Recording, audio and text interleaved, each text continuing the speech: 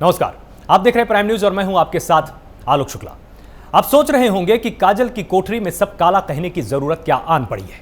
देखिए, एक तरफ कोरोना के बीच इतनी भीड़ इकट्ठा होना काला है, महामारी के बावजूद किसानों का आंदोलन जारी रहना भी काला है, और 6 महीने बीत जाने के बाद भी आंदोलन का इसी तरह जारी रहना भी काला है। कोरोना महामारी का प्रकोप बढ़ने के बावजूद कृषि कानून वापसी की मांग को लेकर दिल्ली बॉर्डर पर धरना दे रहे किसानों के तेवर बरकरार है। तीनों कृषि कानूनों के खिलाफ किसान आंदोलन के 180 दिन यानी 6 महीने पूरे हो चुके हैं। इस दौरान किसान संगठन और मोदी सरकार के बीच 11 बार बातचीत हुई, लेकिन वो भी किसी नतीजे पर नहीं पहुंची, यानी बेनतीजा रही।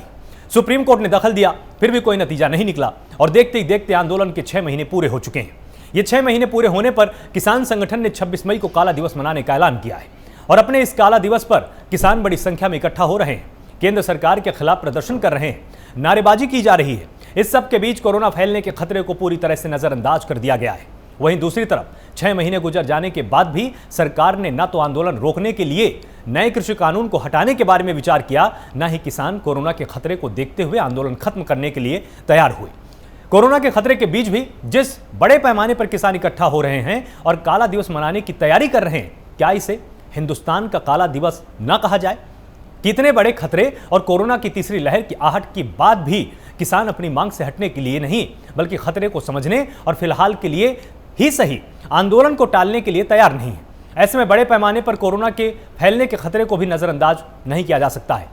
इन हालातों के बीच आखिर क्या खींचतान का हल है, जानने की कोशिश अगले 1 घंटे की आज हम बहस में यहां पर करने वाले हैं। तमाम मेहमान मेरे साथ जुड़े होंगे, उनसे हम समझने की पूरी कोशिश करेंगे कि क्या कोरोना काल में इस तरह के प्रदर्शन की जरूरत थी। क्या यह नैतिकता की कसौटी पर बिल्कुल सटीक बैठता है कि जिस तरह से सरकार के ऊपर उंगलियां उठाई जा रही थी कि सरकार ने कुंभ करा दिया, सरकार ने चुनाव करा दिए, सरकार ने पंचायत चुनाव को होने दिया, उस बीच में क्या किसान आंदोलन के नाम पर इस तरह से भीड़ इकट्ठा करना ठीक है? क्या कोरोना काल में क्या इस प्रदर्शन की जरूरत है? कोरोना काल के बीच में किसानों का यह काला दिवस मनाना क्या जरूरी था? तमाम मेहमान मेरे साथ जुड़े हुए हैं। गौरव मिश्रा है, प्रवक्ता बीजेपी हैं, आपका बहुत बहुत स्वागत है प्राइम न्यूज पर।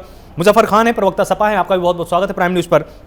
डॉक्टर अनिल लबास आरएलडी के प्रदेश उपाध्यक्ष हैं, आपका भी बहुत स्वागत है प्राइम न्यूज पर। और सबित मलिक किसान यूनियन राष्ट्रीय अध्यक्ष हैं, आपका भी बहुत स्वागत है प्राइम न्यूज पर।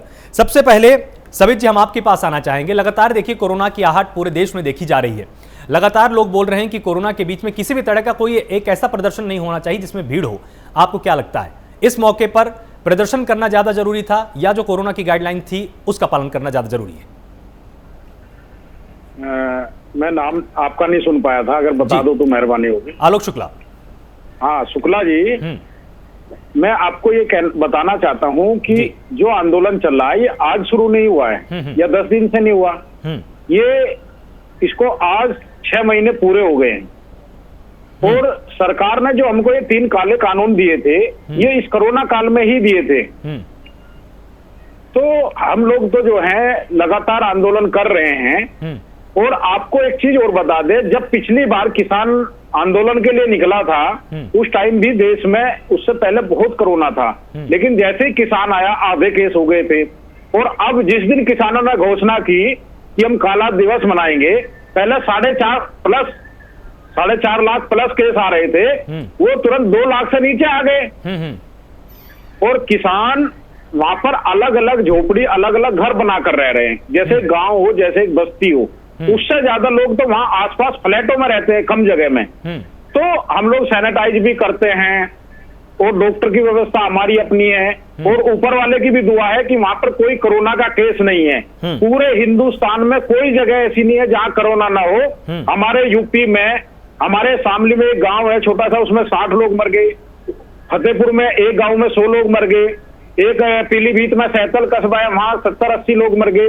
ऐसे तमाम उदाहरण हैं जो जहां पर गांव में लोग मर रहे हैं। तो इससे कोरोना से कोई मतलब नहीं है। हमको भी पता है खतरनाक बीमारी है, बचकर रहना चाहिए, और किसान भी बचकर रह रहा है, कोरोना गाइडलाइन का पालन कर रहा है।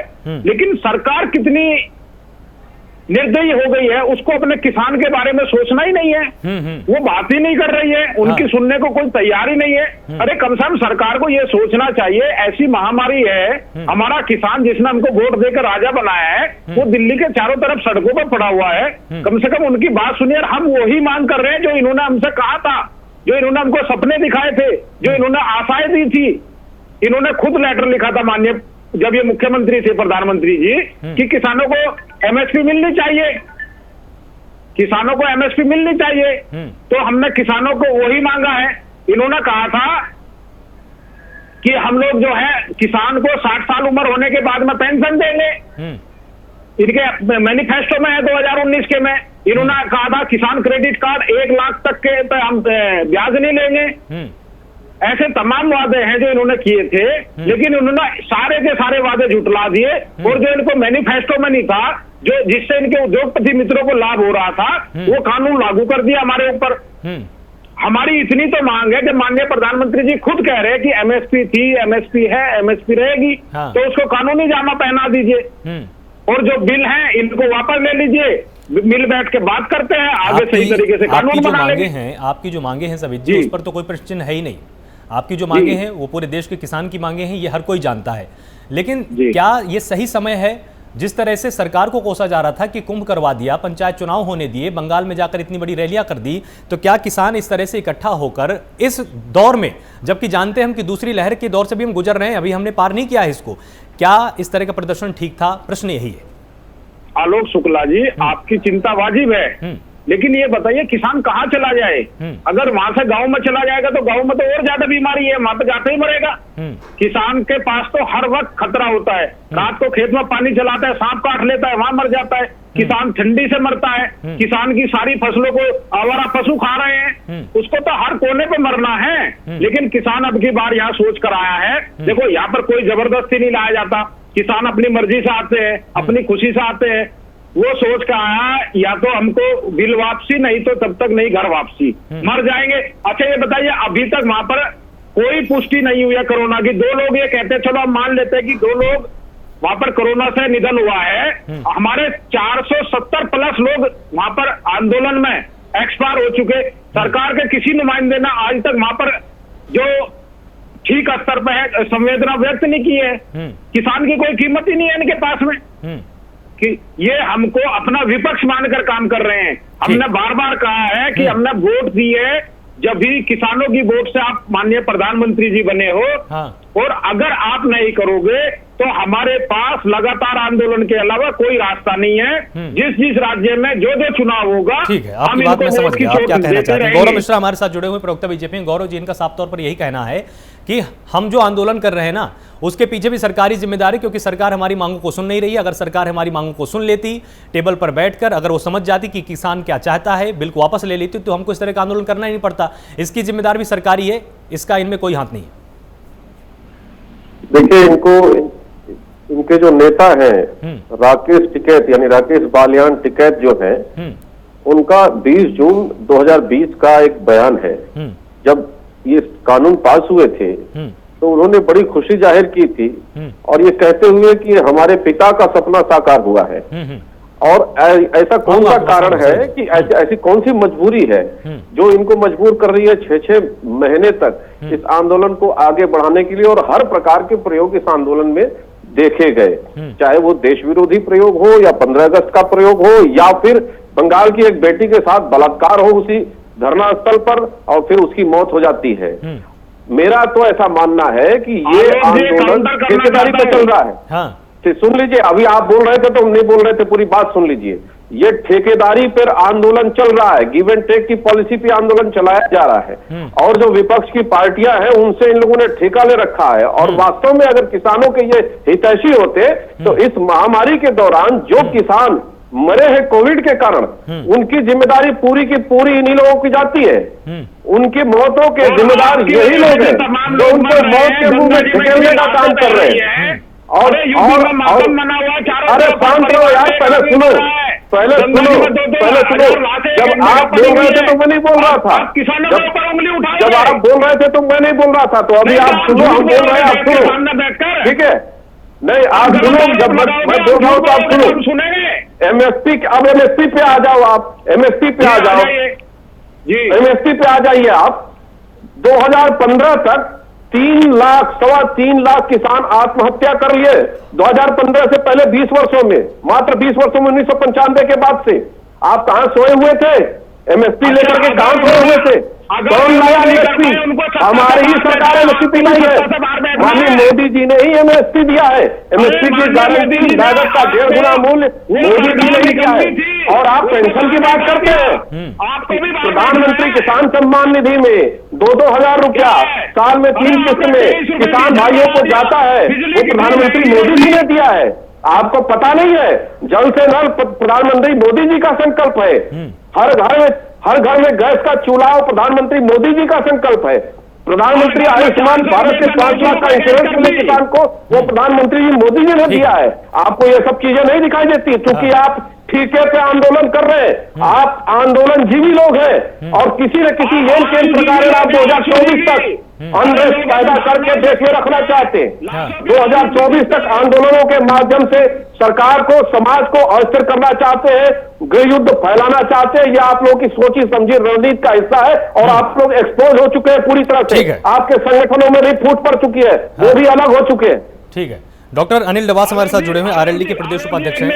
डॉक्टर अनिल, आपसे मैं इनका जवाब दे दूं। 1 मिनट में आ रहा हूं। गैस की बात, एक मिनट बस, ये गैस की बात कर रहे हैं। अरे जो गैस 400 रुपए की मिलती थी आज 900 रुपए की मिल रही है। और सम्मान निधि की बात करते हैं, जो डीजल 62 रुपए मिलता था आज, और जो 600 रुपए ब्लैक में देते थे वो कहाँ जाता था और मिलता भी नहीं था। आप लोगों ने गैस मिलती भी नहीं थे, 600 रुपए ब्लैक देना पड़ता था।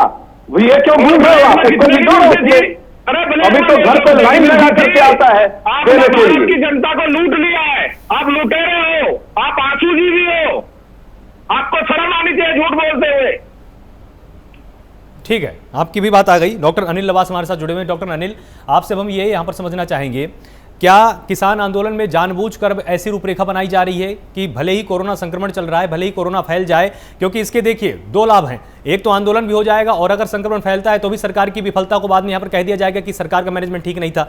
क्या ऐसे समय पर इस तरह से किसानों का इकट्ठा होना, प्रदर्शन करना पूरी तरह से आप ठीक मानते हैं? देखो, आपका सवाल बहुत अच्छा है। मैं बताना चाहूंगा कि हम लोगों ने तो अपने राष्ट्रीय अध्यक्ष को खोया है कोरोना में। हम लोगों से ज्यादा विपत्ति तो किसी पार्टी पर नहीं आई और किसी ने ऐसा नहीं देखा। लेकिन किसान आज ऐसी स्थिति में, हमारी पार्टी किसानों की पार्टी है। आज अभी मान्यवर कह रहे थे कि 2-2 हजार रुपए दिए, इतने लोगों ने आत्महत्या की। लेकिन मैं बताना चाहूंगा कि अब तो 80% किसान आत्महत्या करने को मजबूर हैं। मैंने देश में ऐसी विपत्ति किसानों के ऊपर कभी नहीं देखी, आपने भी नहीं देखी होगी। और ये जो मान्यवर बैठे हैं डिबेट में, इन्होंने भी नहीं देखी होगी। लेकिन इनको झूठ बोलना है। इतनी खराब स्थिति में किसान जो घर से नहीं निकल रहे, अपने बच्चों को खाना नहीं खिला रहे, वो लोग आज इतनी खराब स्थिति में है कि वो सड़कों पर उतरना पड़ रहा।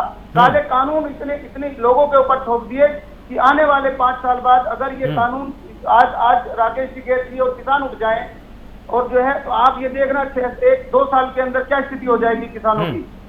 इनके जमीनों पे कब्जे हो जाएंगे, इनके जो है ये कॉन्ट्रैक्ट फार्मिंग है, ये इतनी बुरी स्थिति हो जाएगी कि गांव के गांव गुलाम हो जाएंगे। जो पहले हम फिल्मों में देखते थे वो स्थिति हो जाएगी। इसलिए मैं मजबूर है किसान, सबको पता है, सब आज का 90% किसान क्रेडिट कार्ड से जो है कर्जे से में डूबा हुआ है। क्या इन्होंने 2-2 हजार रुपए दे, 2-2 हजार रुपए सब्जी वाला ले जाता है 1 महीने में। लोगों के घर में सब्जी, आप गांव में सर्वे कराइए, आप ग्राउंड लेवल पर रिपोर्ट लीजिए, आपको पता चल जाएगा, इनको पता चल जाएगा क्या स्थिति है आज भाजपा की यही स्थिति है कि उनको गांव में घुसने नहीं दिया जा रहा और फिर भी झूठ बोल गए। ये पता नहीं, ऐसे नहीं चलता। देखो, राजनीति होनी चाहिए, लेकिन राजनीति लोगों की जान से खेल कर की जा रही है, ये मैं नहीं मानता बिल्कुल भी। हम लोग भी चाहते हैं कि कोरोना में सब लोग घर में रहे, हमारे बच्चे, हम भी चाहते हैं। मेरा बेटा बाहर पढ़ता है, हमने घर में बुलाया हुआ है। किसानों के बच्चे हैं, मेरे बहुत साथी हैं जिनके बच्चे जो है 2-2 साल से घरों में बैठे हैं, स्कूल की फीस नहीं दी जा रही, बहुत खराब स्थिति है। देखो, मैं तो इस चीजों से बिल्कुल जो है सहमत नहीं हूँ। और हमने तो अपने चौधरी अजीत सिंह को खोया है भाई। हम ये देखो, जो राष्ट्रीय किसान नेता थे, किसानों के मसीहा थे, वो उनकी खुद जो है उनको अंतिम यात्रा में भी शामिल नहीं हो पाए लोग। इससे बुरा हमारे लिए क्या दुर्भाग्य हो सकता है? हमारी पार्टी के लिए इससे बुरा क्या हो सकता है? नहीं, बिल्कुल सही बात है, बिल्कुल सही बात है आपकी। और अब यहाँ पर यही तो देखिए सवाल खड़ा होता है कि इतना बड़ा नुकसान आपने झेला है कि पूरे संगठन का नुकसान हुआ है, आपने अपना सबसे बड़ा नेता खो दिया। आप जानते हैं कोरोना कितना खतरनाक है, तो आपको नहीं लगता है कि इसमें थोड़ा सा संयम, थोड़ा सा अनुशासन अगर दिखाया जाएगा तो पूरे देश के लिए ठीक है? नहीं, आप देखिए, कहीं रोड रोकी हो, कहीं कोई नुकसान हुआ हो, कहीं राष्ट्रीय संपत्ति का नुकसान हुआ हो। संपत्ति के नुकसान की बात नहीं है, देखिए संक्रमण तो घर घर जाएगा ना फिर, जिससे पूरे देश का नुकसान होगा। नहीं, जब चुनाव हुए हैं, जब रैली हो रही है, जब 2022 की तैयारी हो रही है, फर्जी नियुक्तियां हो रही हैं, अभी एक प्रदेश के मंत्री के भाई की नियुक्ति हुई है, क्या कोरोना नहीं है? वो कोरोना का फायदा उठाया जा रहा है। आप जाकर देखिए, आप ये घोटाला खुलवाइए, सबसे बड़ा घोटाला अगर हुआ है देश में तो कोरोना का घोटाला हुआ है। आप एक हमारे यहीं के सांसद एक यहाँ पे जो है कल परसों एक जो है गैस प्लांट का यहीं बड़ों में उद्घाटन कर रहे थे, वो कह रहे थे कि फोटो खींचिए, अच्छे से फोटो खींचिए, फोटो अच्छी आनी चाहिए ताकि पता चले कि हमने क्या किया है। आप लगिए कितने पैसे लगे उस प्लांट में, किसने कैसे किया है, आप जाइए उसमें, आप अंदर पूरे देश का देखिए, आप ये भी अच्छी तरह से जानते हैं कि पूरे देश का कंसर्न सिर्फ ये है कि किसानों को उनका हक मिले, किसानों को न्याय मिले, ये पूरा देश चाहता है। लेकिन जो समय का चुनाव किया गया और साथ ही सत्ता पक्ष के तमाम नेताओं ने ये आकर सामने कहा कि उन 13 पार्टियों का हाथ है जो पार्टियां लगातार ये बोल रही हैं कि सरकार ने कोरोना फैलाया, सरकार ने कुंभ करवा दिया, सरकार ने चुनाव होने दिए, उन 13 पार्टियों का इसमें हाथ है। तो इसलिए एक बड़ा प्रश्न चिन्ह आप सबके ऊपर भी तो यहां पर खड़ा होगा ना। नहीं, देखो, हमारी पार्टी किसानों की पार्टी है, मजदूरों की है, गरीब। आप गांव में जाइए, खुद मैनेज कर रहे हैं। क्या गांव में देखो, आप क्या गांव में जो झोला छाप डॉक्टर हैं वो इलाज कर रहे हैं। आप जाकर देखिए क्या सुविधा पहुंचाई इन्होंने, क्या है वहाँ आप पता करिए, किसी भी गांव में घूमिए, आप कहीं भी कोई नहीं हो रहा। खुद लोग अपना गांव के लोग खुद मॉनिटरिंग कर रहे हैं, खुद मैनेज कर रहे हैं। गांव में भी पढ़े लिखे लोग हैं जो शहरों में किराए पर रहकर नौकरी करते थे, वो गांव में रहकर लोगों को बचाव करने का काम कर रहे हैं। कोई पंचायत में नहीं बैठते, एक दूसरे के घर हुक्का पीने नहीं जाते, अपने खेत के काम बंद पड़े हैं। गन्ना अभी 10% लोगों के खेत में गन्ना खड़ा है। ठीक है, तो भाई आप सोचिए, ऐसी स्थिति में कोरोना का हम जो है सारे प्रोटोकॉल का पालन कर रहे हैं, लेकिन मजबूरी है कि हमारी आने वाली पीढ़ी, हमारी नस्लें खत्म हो जाएंगी। ठीक है, मुजफ्फर खान साहब हमारे साथ जुड़े हुए हैं। मुजफ्फर खान, आपको क्या लगता है कि ये किसान आंदोलन बिल्कुल सही समय पर हो रहा है, और आपकी पार्टी का मंतव्य क्या है? आप इस किसान आंदोलन को इस समय इतनी भारी भीड़ के साथ सही पाते हैं या आपको लगता है कि थोड़ा सा इंतजार करना चाहिए था? देखिए आलोक जी, लोकतंत्र में किसी को भी सरकार के खिलाफ अपनी आवाज उठाने का पूरा अख्तियार है, पूरा हक है।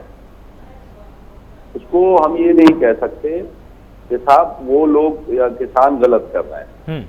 अगर सरकार को किसानों की जान की चिंता होती, सरकार को अगर इस बात की चिंता होती कि किसान आंदोलन इतने लंबे समय से चल रहा है, तो बीजेपी की चाहे योगी सरकार का कोई नुमाइंदा वहां जाता, मोदी जी किसी को भेजते केंद्र से और किसानों को वहां से हटाने की बात करते।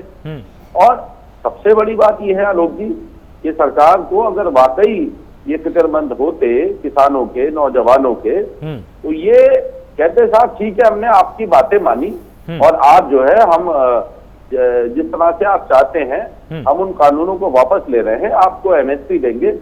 तो सरकार असल में चल क्या रहा है ये समझने की जरूरत नहीं है। मैं समझता हूं जिस तरह से अंग्रेज देश में काम करते थे, अगर विरोधी दल के लोग आरोप लगाते हैं कि साहब ये सरकार जो है अंग्रेजों के जैसी तानाशाह सरकार है, तो लोगों को समझ नहीं आता। 6 महीने में जो किसान आंदोलन में बैठे हुए हैं सड़क के ऊपर, तो उनको देख के देश की जनता अच्छी तरह समझ चुकी है कि तानाशाही होती क्या है। ये तो पहली बार आपने देखा होगा आलोक जी, इतने लंबे समय से आप पत्रकारिता कर रहे हैं, कहीं कोई सरकार का विरोध लेकर के अगर कुछ किसी पॉलिटिकल दल के लोग हों या किसी मामूली, मैं समझता हूँ RWA के लोग आ जाते थे तो सरकार उनकी बात मान लेती थी। लेकिन सरकार तो यहाँ मानने को ही तैयार नहीं है। भाई आप इंजेक्शन के अंदर जहर दे रहे हो और किसान को मालूम है ये जहर है मेरे लिए, मगर आप कह रहे हो नहीं नहीं ये तो आपके लिए अमृत है, हम तो आपको देंगे, हम तो आपको देंगे, आप ले लो। तो बीजेपी सरकार जो है ये पूरी तरह से फेल हो चुकी है और पूरी तरह से बेनकाब हो चुके हैं ये लोग। इनका जो नकाब था वो उतर गया है। ये धर्म की राजनीति करने वाले लोग थे, इन्हें आम आदमी की मौत जिंदगी से कोई लेना देना नहीं। ये शमशान और कब्रिस्तान की बात करने वाले लोग, इन्होंने 500 किलोमीटर के अंदर कब्रिस्तान बना दिया। इन्होंने उत्तर प्रदेश को गंगा के किनारे दबा दिया और आज अपनी नाकामियां छुपाने के लिए वहां से ये लोग कपड़ा हटाने का काम कर रहे हैं। जो हमारा एक धार्मिक चिन्ह होता है उसको हटाने का काम कर रहे हैं ये लोग के दुनिया में ये मैसेज जा रहा है कि साहब देखिए सैटेलाइट से तस्वीर ली गई है, कितना बड़ा कब्रिस्तान देश में बन गया। तो ये अभी भाजपा के मित्र हमारे बोल रहे थे कि साहब उन्होंने चूल्हा दिया, मुफ्त में सिलेंडर दिया। अरे भाई साहब आप अंतिम संस्कार के लिए लकड़ियां नहीं दे सके। आप विश्व गुरु बनने जा रहे थे, आप कहां से जो है किसानों को, आप 6 महीने हो गए, किसान कितने शहीद हो गए वहां बैठे बैठे। मुजफ्फर और आपने किसानों के साथ जो किया वो मुजफ्फर जी बहुत ही खूबसूरती से कम आपने एक चीज तो देखिए यहाँ पर स्वीकार की ना कि कोरोना कितनी भयावह बीमारी है कि सरकार चाहे वो केंद्र की हो चाहे राज्य की, सभी के हाथ पांव फूल चुके हैं, अंतिम संस्कार तक के लिए जगह लोगों को नहीं मिल रही है। तो जब इतना गंभीर संकट है तो क्या इस गंभीर संकट में इस तरह से भीड़ भाड़ करके प्रदर्शन करना जरूरी है क्या? हम कह रहे हैं सरकार को बात मान लेनी चाहिए। किसानों की बात क्यों नहीं मान रहे? तो इंतजार भी तो किया जा सकता है ना। क्या मजबूरी है आपकी? क्या अडानी और अंबानी के आगे सरकार मजबूर है? जो देश के लाखों करोड़ों किसान हैं, आप उनकी बात सुनने को तैयार नहीं है। ये अहंकार जो है आलोक जी, ये रहा नहीं है किसी सरकार का। देश में बहुत प्रधानमंत्री, बहुत मुख्यमंत्री देखे हैं, बहुत आए और बहुत चले गए, लेकिन किसान ने जब हल उठाया है और उसने हल उठा करके ये दिखाया है कि किस तरह से अन्न जो है वो लोगों के पेट तक पहुंचाया जाता है। तो जिस तरह से वो सरकार को बिठा सकते हैं उस तरह से हटा भी सकते हैं। अभी उत्तर प्रदेश के अंदर चुनाव हुआ है, आपने देखा है किस तरह से भारतीय जनता पार्टी का सफाया हुआ है पंचायती चुनाव के अंदर। ये बिल्कुल पूरी तरह से तय हो चुका है और हमारा पूरी तरह से समाजवादी पार्टी किसानों के साथ है। और किसान जो आंदोलन कर रहे हैं, ये ठीक है, ये समय नहीं है अभी उतनी भीड़ इकट्ठी करने का, लेकिन उन्होंने कहीं आह्वान नहीं किया। उन्होंने कहा कि जो गांव में जहां बैठा है वहां काला झंडा लगाए। उन्होंने भीड़ नहीं बुलाई है किसानों ने। और जहां तक सरकार का सवाल है, आप देखिए सरकार कहीं पे छोटा सा प्रोग्राम होता है, एक उत्तर प्रदेश का मिनिस्टर चला जाता है, वहां हजारों की भीड़ होती है। मंदिरों के अंदर लाइन लगी पड़ी है, कोई मास्क नहीं लगा रहा है, वहां प्रोटोकॉल का ध्यान नहीं है सरकार को।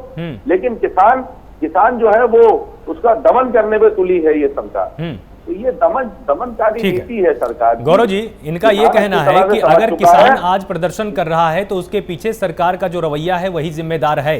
सरकार किसानों को आज यहाँ तक लेके आई है कि उनको मजबूर होना पड़ा है कि कोरोना काल में हम प्रदर्शन करके रहेंगे क्योंकि सरकार हमारी कोई मांग ऐसे सुनने वाली है नहीं।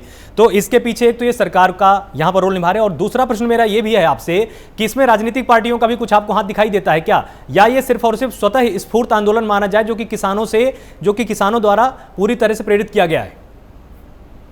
देखिए, अगर ईमानदारी से, साफ नियत से अगर इसका आप एनालिसिस करिए पूरे आंदोलन का, तो बहुत चित्र जो है स्पष्ट हो जाता है। इन कानूनों का स्वागत देश के सभी कोने में, सभी क्षेत्रों में किसानों ने किया है और इसका लाभ भी लेना शुरू कर दिया है। कौन किसान नहीं चाहेगा कि उसके लिए बाजार उसके द्वार तक खुला रहे? कौन किसान नहीं चाहेगा कि बायर जो है उसके खेत तक पहुंचे? किसी की जमीन नहीं ली जा रही है। ये झूठे, देखिए, झूठ को बार बार बोल करके उसको सच बनाने का जो एक कला है वामपंथियों की, ये वामपंथी, Congress party, Samajwadi party, Trinamool Congress party, लोग एक ही एजेंडे पे काम करते हैं। और जब से भारतीय जनता पार्टी की केंद्र में सरकार आई है और ये हताशा में चले गए हैं, तो इन्हें ऐसा लगता है कि देश में किसी न किसी रूप में कोई न कोई आंदोलन की दुकान चलती रहनी चाहिए ताकि उसका एक मनोवैज्ञानिक दबाव सरकार के ऊपर बना रहे और कहीं कोई थोड़ी सी भी चूक हो जाए तो स्थिति विस्फोटक हो जाए और गृह युद्ध में देश को झोंका जा सके। आपने देखा होगा शाहीन बाग में किस तरीके से इन लोगों ने लंबा खींचने का प्रयास किया,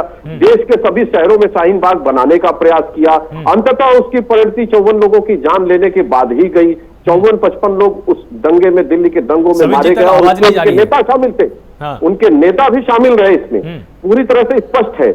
आज ये कोरोना काल में भी आप देखिए, इनके नेताओं ने, आम आदमी पार्टी के नेताओं ने कालाबाजारी किया, बाकायदे अपने घरों में रखा इन चीजों को।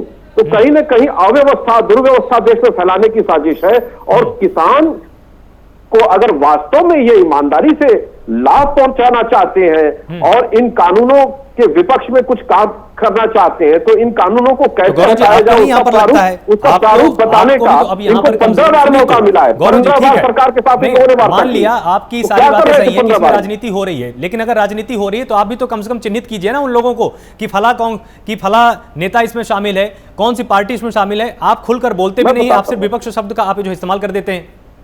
नहीं, खुल के बोल रहे हैं आपको। देखिए, पहले तो ये किसान संगठनों के नाम पर 42 संगठन मिलकर के आंदोलन करना शुरू किए।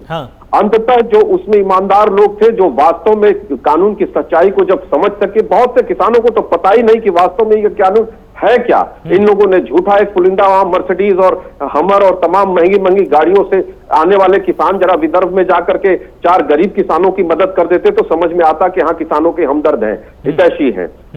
इन लोगों ने एक फेक आडंबर बनाया और ऐसा लगा कि पूरे देश के किसान इनके पीछे आकर के खड़े हो जाएंगे, जबकि ये हुआ नहीं। उसके संदर्भ में इन लोगों ने किसी प्रकार का कोई रूपरेखा नहीं ये बता सके, कोई एक फार्मूला नहीं दे सके।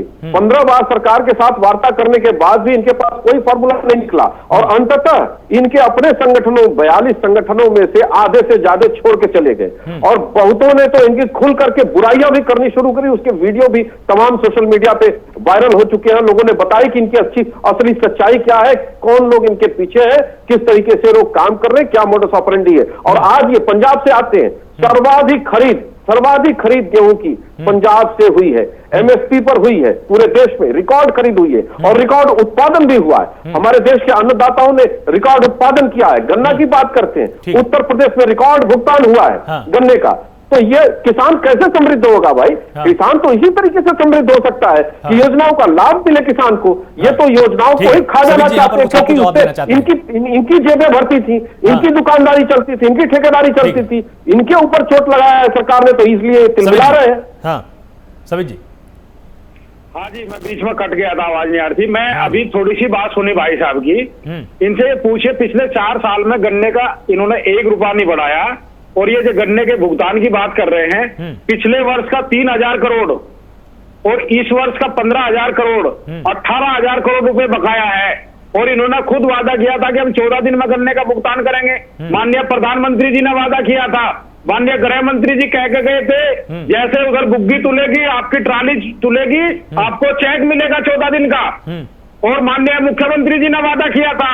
और यहाँ पर उपचुनाव हुआ था कैराना में लोकसभा का, वहां पर आए थे बीच में भी, वहां पर भी वादा किया था 14 दिन में मिलेगा। अरे इनसे झूठा आदमी हमने देखा ही नहीं है। 24 घंटे झूठ बोलते हैं, देश को गुमराह करते हैं। एमएसपी की बात कर रहे हैं, अरे बताइए किसको एमएसपी मिल रही है? वहां लोकसभा में चिल्ला चिल्ला के कह रहे थे एमएसपी थी, एमएसपी है, एमएसपी मिलेगी। क्यों 1600 और 1700 रुपए में गेहूं बिक रहा है?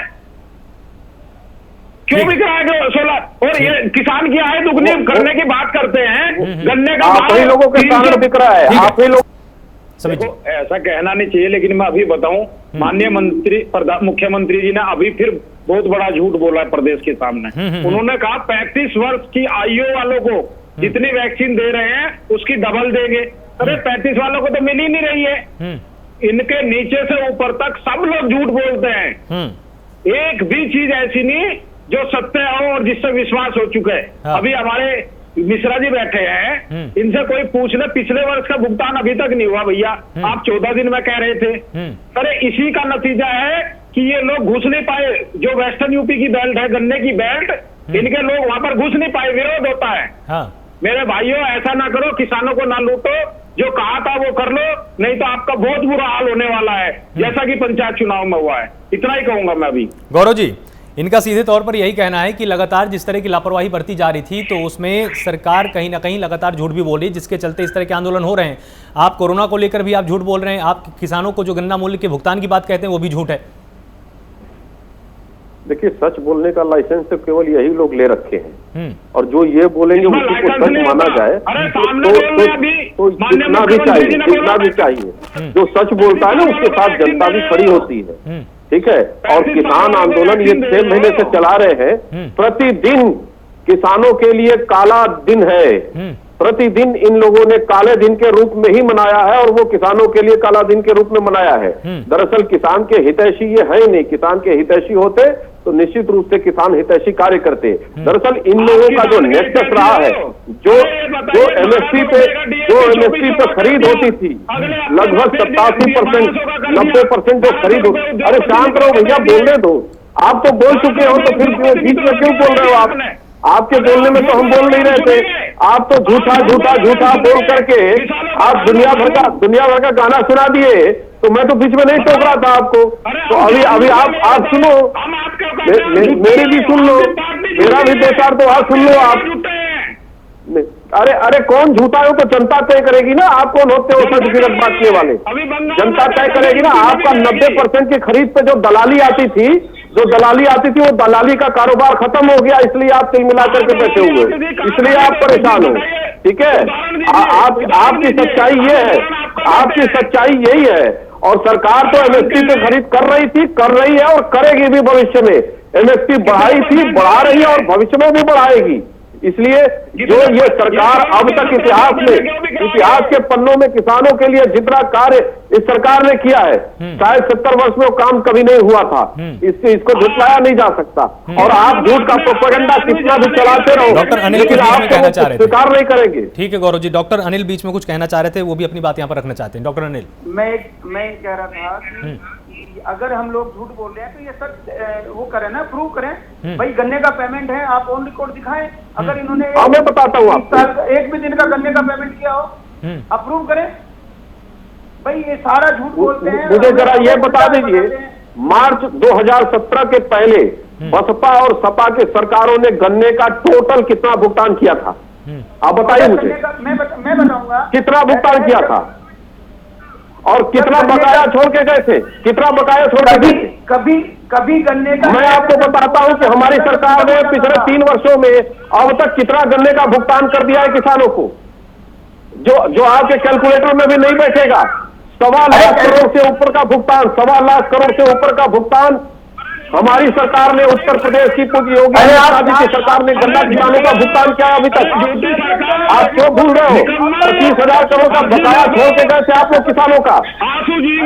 आप जो ये सरकार काम कर रही है उसी को आप झूठ का मुद्दा बना करके कितना आप झूठ बोलोगे, कितना फैलाओगे? मिश्रा जी ये बताओ, आपका 14 दिन का वादा था कि नहीं था? आप कैसे करोगे? कैसे? डॉक्टर अनिल की पहले बात आ जाने दीजिए। भुगतान हो रहा है, अभी भी भुगतान हो रहा है। गौरव जी आ रहा हूं मैं, 95 से 97% भुगतान हो चुका है। पहले उनकी बात तो आने दीजिए पूरी। डॉक्टर अनिल जी, मैं बताना चाह रहा हूं कि अगर ये पिछले बसपा सरकार, सपा सरकार हो, किसी की भी सरकार रही हो प्रदेश में, आप पता कर लीजिए जब नया सेशन शुरू होने से पहले पिछले साल का पेमेंट हो जाता था। ये पहली सरकार बीजेपी की सरकार है, 4 साल हो गए। खरीद कितना होता था वही तो पूछ रहे हैं, कितनी खरीद होती थी जरा वो बता दीजिए ना। और हम लोग खरीद कितना होता था? बोलते हैं, ये झूठ बोलने का काम करते हैं। आप उठा के देख लीजिए, आप बैंक एक भी किसान की बैंक की किताब उठा कर देख लो, पर झूठ का झूठ, सच का सच हो जाएगा, दूध का दूध और पानी का पानी हो जाएगा। ये झूठ बोलने का काम करते हैं। आप सोचिए, आप ये देखिए, आप एक गन्ने के किसान का 50 बीघे के या 10 बीघे के किसान का गन्ने की किताब उठाइए और उसका 5 साल का 10 साल का डाटा निकलवाइए, अब पता चल जाएगा। पहली बार इतिहास में ऐसा हुआ है कि पिछले 4 साल में एक गन्ने का 1 पैसा नहीं बढ़ा। क्या महंगाई नहीं बढ़ी? गैस का सिलेंडर 1.5 गुना 2 गुना हो गया, पेट्रोल 2 गुने हो गए, डीजल 2 गुना हो गया, आज पे 2400 रुपए का कट्टा हो गया, 1200 की सब्सिडी, हमारा 1200 का बढ़ाकर 1200। मतलब आप ये कहना चाहते हैं कि बीजेपी की सरकार आने से पहले 40 रुपए का था क्या पेट्रोल? अरे ये सारी सरकार सारा झूठ बोलती है शुरू से सारा। अब इनके झूठ बोलने की लिमिट खत्म होगी, इनकी लिमिट खत्म होगी। 80-90 रुपए में है पेट्रोल, तो क्या पहले 40-45 के रेट से बिक रहा था क्या? आपके पास मोदी जी के सीधे 90 हो गया, डायलॉग नहीं बचा है। मुझे तो सबसे बड़ी बात ये लगती है कि एक आदमी, एक जो है बहुत बड़ा जिम्मेदार व्यक्ति नेशनल चैनल पे अपनी पार्टी के लिए झूठ बोलता है। ये सबसे बड़ी बात, ये खराब बात है। ठीक। अरे हमने अपना राष्ट्रीय नेता खोया। क्या जयंत चौधरी एक बार एक टेलीफोन कर रहे थे? क्या दिल्ली में हमारा अंतिम संस्कार करने के लिए कोरोना या कोई रोक देता, कोई प्रोटोकॉल रोक देता? लेकिन हम कानून को मानने वाले आदमी हैं, हम प्रोटोकॉल का पालन करने वाले आदमी हैं। हमने कभी गुंडागर्दी को कभी जो है वो नहीं दिया, चांस नहीं दिया, कभी नहीं बढ़ने दिया। हमारी एक पार्टी नहीं, ये तो पूरे देश में कोई नहीं बोल रहा ना अनिल जी, पूरे देश में ऐसा तो कोई नहीं बोल रहा है कि किसानों ने आंदोलन के नाम पर गुंडागर्दी की। हर कोई बोल रहा है कि बहुत ही शांतिपूर्ण तरीके से आंदोलन हुआ। लेकिन तो ये लोगों का कहना है कि देखिए लोगों का अब इस वक्त देखिए तस्वीर क्या बनी। तस्वीर ये बनी कि लगातार कुछ 12 से 13 विपक्षी पार्टियों द्वारा यह सवाल उठाया जा रहा था कि सरकार ने कुंभ का आयोजन कराया जिसके चलते कोरोना फैला, सरकार ने बंगाल में चुनाव में भीषण रैलियां की, खूब उसमें भीड़ जुटाई जिसके चलते कोरोना फैला। साथ ही यह दावा किया गया कि अगर उत्तर प्रदेश में पंचायत चुनाव को टाला जाता तो कोरोना ना फैलता। अगर यह चीज सही है तो क्या इस दौरान में इस तरह से प्रदर्शन करना सही हो जाता है क्या? मैं देखो सुनो मेरी बात, मैं एक बात बताऊंगा आपको। जब किसान मर रहा है, जब गरीब मर रहा है, मजदूर मर रहा है, आप देखें तो क्या करेगा, मरता क्या नहीं करता। जब मरने की स्थिति में है तो क्या करेंगे वो लोग। उसके बावजूद भी कोई, आप ये देखो 10% इन्होंने प्रदर्शन किया, 10% लोगों ने किया है। 10 अगर घर में 10 आदमी जाना था तो एक आदमी ने किया है। अपने घरों में, घर के ऊपर झंडे लगा के किया है, अपने घरों में बैठ के किया है। आप ये ऐसा हुआ कभी, जब से देश आजाद हुआ तभी हुआ ऐसा प्रदर्शन। आप जो है ये हम फिल्मों में देखते थे जब छोटे छोटे थे कि एक चौधरी होगा गांव का, वो खेती करेगा, एक ठाकुर होगा वो खेती करेगा। ये पंक्ति अब नहीं आएगी देश में, ये नहीं होगा बिल्कुल भी। किसान बर्बाद हो जाएगा, लेकिन ये काले कानून पास नहीं होने देगा। नहीं तो ये कानून में ये वाला प्रावधान कहाँ पर है? आप ये जो बात बोल रहे हैं कि वंशानुगत नहीं होगा, उसमें वो अपना मजदूर बन जाएगा खेत में, कैसे बन जाएगा? ये इसीलिए कॉन्ट्रैक्ट फार्मिंग में क्या होगा, कॉन्ट्रैक्ट फार्मिंग में क्या होगा कि एक किसान, एक फैक्ट्री वाला आएगा, एक कंपनी आएगी, वो कहेगी पूरे गांव में 400 बीघे जमीन है, 1000 बीघे जमीन है, वो तो इसमें आलू लगा दो। आलू की फसल खराब होगी तो भाग जाएगा। उसी जमीन पे जो है वो होता है लोन अगेंस्ट प्रॉपर्टी, लैप होता है लोन अगेंस्ट प्रॉपर्टी। जो उसके खेत की फसल होगी उसकी वैल्यूएशन के हिसाब से लोन ले लगा, किसान की जमीन चली जाएगी। आप होता है, आप जाइए, नियम कानून कुछ पता नहीं है। एक सेकंड डॉक्टर अनिल, अब मैं आपको एक मैं एग्जांपल दे देता हूं। यहाँ पर कॉन्ट्रैक्ट फार्मिंग की अगर आपने बात की है, मैं आपको एक मैं छोटा सा एग्जांपल देता हूं। पंजाब में मानसा जिला है, वहां पर ज्यादातर जो किसान हैं वो कॉन्ट्रैक्ट फार्मिंग ही करते हैं। अंजीर की खेती करते हैं, शिमला मिर्च की खेती करते हैं, तमाम ऐसी नकदी फसलें वो उगाते हैं जिससे कि उनको 7 से 8 लाख रुपए का मुनाफा होता है हर साल का। तो अगर ऐसा होता तो पंजाब के तो सारे किसान वहां पर मानसा जिले के वो हो जाने चाहिए थे, गुलाम बन जाने चाहिए थे अब तक। मैं आपको बताता हूँ, आप किसान को ज्यादा दिखाइए वो कितने % लोग कर्जदार है, उनकी सारी जमीनों पर लोन है, उनके सारे सबके क्रेडिट कार्ड बने हुए हैं, वो लोन नहीं चुका पा रहे। आप यहाँ भी यही स्थिति हो गई है। पिछले 4 साल में मैं आपको बता रहा हूँ, बैंक के बाहर बैठिए जाकर मार्च में, आपको जो है, आप यहाँ एक बैठेगा, बड़ा पैसे वाला बैठेगा कोई, वो कहेगा 5000 रुपए दे तो मैं आपका लोन जमा करा दूंगा, परसों निकाल कर वापस कर देना।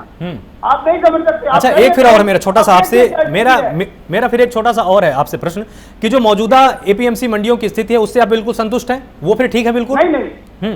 अरे जब मंडी में माल नहीं जाएगा तो खरीदे भूखे मरे। व्यापारी जो मंडियां थी हमारी, जो है सरकारी मंडियां थी, उनमें व्यापारी भूखे मरे, वहां माल नहीं जाता। भाई अभी गेहूं इन्होंने खरीदा, अभी इन्होंने जो है रेट 800 रुपए में धान खरीदा। अब पहले पिछले 10 साल पहले 2000 रुपए था, अब 800 रुपए में धान खरीदा। ठीक है, मुजफ्फर खान साहब बीच में कुछ अपनी बात रखना चाहते थे। ठीक है, आ रहा हूं, मैं आपके पास आ रहा हूं। आलोक जी, देखिए बीजेपी के जो नेता हैं खास तौर से, वो पूरी तरह से बेनकाब हो चुके हैं। उनका झूठ हिंदुस्तान के एक एक आदमी के सामने आ चुका है। अभी आप जिक्र कर रहे थे कि तेल के जो दाम है वो 2014 में कितने थे? 46 रुपए 60 पैसे लीटर डीजल था, जो आज 90 रुपए लीटर, 57 रुपए कुछ पैसे लीटर पेट्रोल था। जो इन्होंने नारा दिया था कि बहुत हुई पेट्रोल और डीजल की मार, अब की बार मोदी सरकार। और इन्होंने एक नारा दिया था कि बहुत हुआ नारी पे अत्याचार, अब की बार मोदी सरकार। आप देखिए योगी जी के राज में किस तरह से महिलाओं को जो उनका अंतिम संस्कार है वो भी रात के अंधेरे में पुलिस कैसे उनको ले जाके जो है जला देती है। अभी कोविड के दौर में उत्तर प्रदेश के अंदर कभी हमारे देश में हमने अपने जीवन में आज तक ये देखा ही नहीं कि अगर गंगा में जो शव है वो अगर बह रहे हैं, उनको निकाल करके दाह संस्कार करने की बात है, तो आलोक जी पुलिस वाले, योगी जी के पुलिस वाले उन्हें टायरों से डीजल छिड़क के जला रहे हैं। आप बताइए हिंदुस्तान को ये कहाँ लेके जा रहे हैं? किस तरह का इनका कल्चर है और किस तरह के ये किस धर्म के लोग हैं? ये बताते तो अपने आप को कुछ और है और ये दिखते कुछ और हैं। तो ये हर मोर्चे पे जगह जगह पूरी तरह फेल हुए। ना तो वो 15 लाख खाते में आए किसी के आज तक, अच्छे दिनों की इन्होंने बात कही थी। आज वो जो सॉरी गंगा में जो सब दिख रहे हैं, तो ये कह रहे हैं कि साहब ये विपक्ष के लोग हैं, ये उल्टे गंगा में लेट करके हमें बदनाम कर रहे हैं। आज भी मतलब ये आप राजनीति में देखिए, आप करिए, आप सत्ता पे काबिज रहिए, किसी को कोई फर्क नहीं पड़ता, लेकिन जिसके घर का परिवार का कोई कमाने वाला चला जाता है, जिसकी बहन, जिसका बेटा चला जाता है, आपको उनका दर्द नहीं पता। उत्तर प्रदेश के अंदर एक दिन में 20 से 25 हजार मौतें हुई हैं लोग की, और सरकार उनको छुपाती रही। आज आप लोगों से चीख चीख के कह रहे हो कि टीका लगवाओ, टीका लगवाओ। टीका आपके पास है नहीं। आपने 4.5 करोड़ टीका विदेश भेज दिया।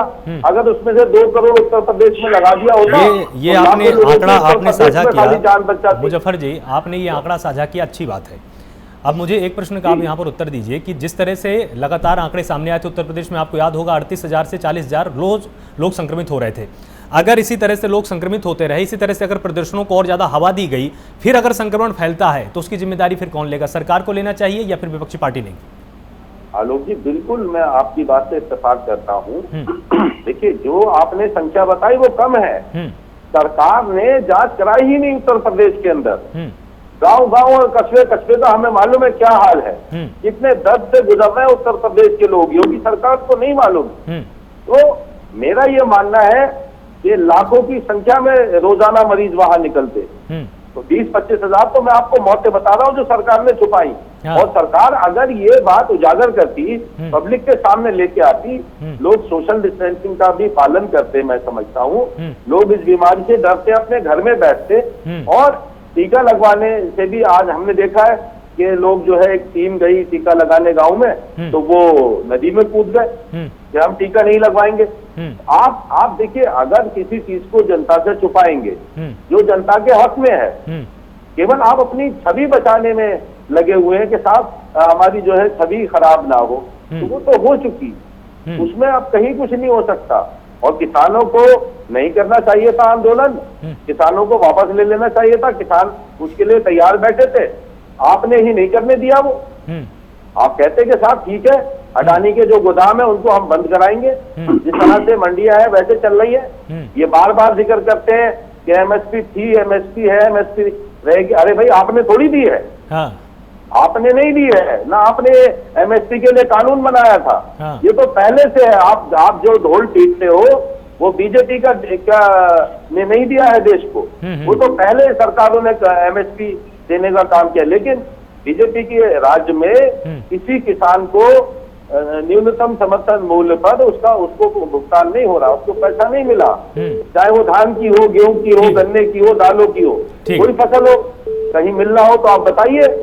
आप देश के अमीर लोगों के लिए देश के किसानों का दमन कर रहे हैं और किसान आपको देख रहा है। आपने देश में बहुत हिंदू मुसलमान कर लिया, आपने बहुत मंदिर मस्जिद और पाकिस्तान कर लिया, लेकिन आज जो इसमें ये भी तो लाइन कही जा सकती है, ये आपको माफ करने वाला नहीं है, ये आपको माफ करने वाला नहीं है, ये आपको पहचान चुका है। और आप कहीं आज जो है कहाँ है वो श्रीमती ईरानी, बताइए, जो चूड़ियां लेके मनमोहन सिंह जी को भेज रही थी जब पेट्रोल 58 रुपए लीटर था, आज 100 रुपए के पार हो गया कई राज्यों में।